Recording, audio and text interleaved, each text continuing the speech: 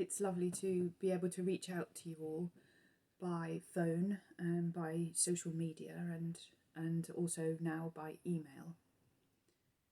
This lockdown does seem to have been going on for a very long time. And I don't know about you, but patience is not a strong point of mine. I thought it would get better over time, but I think actually I've managed to get worse. I always assumed I'd grow into my social graces more as I got older, but I don't seem to have managed this, not with patience anyway. And this lockdown is severely testing our patience, isn't it? We waited with bated breath to see if the easing would improve things. And to a degree it has, because now we can meet another adult outside the home. We can have a picnic, exercise more. But the things which are most dear to us are still kept from us. Our church and our wider families. I think of the narratives that we're leaning on at the moment. We've been here before.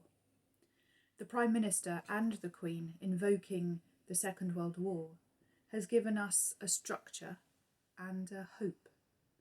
We can plug into the narrative of us against it, of standing together and pulling together against a common foe, of being kind and looking out for each other. Whether this was strictly true the first time around doesn't matter so much now. We have a shared story as a nation, and it helps us. We're not stepping out into the unknown. We've been here before, but differently, and we know how we should act and who the heroes are. In morning prayer at the moment, we're reading through the book of Numbers. It tells the story of the Exodus again and the wandering in the desert. We are in our own type of desert at the moment, our wilderness of time without being able to achieve much, our wilderness of time without being able to hug and really see the body language of people who are dearest to us. The Exodus was a book that was written only once the Jews were again in Exodus, when they were taken off to captivity in Babylon.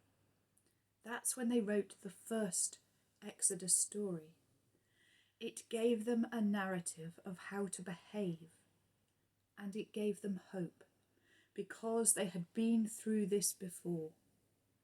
God was faithful then, and would be so this time. This was their narrative, and has also become part of our shared story.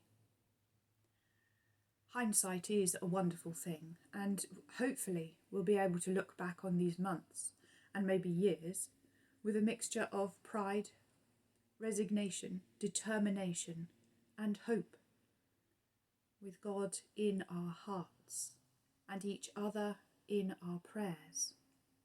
We can move forward to create a better future. It remains to be seen whether it will teach me patience. I think perhaps that is another story. God bless.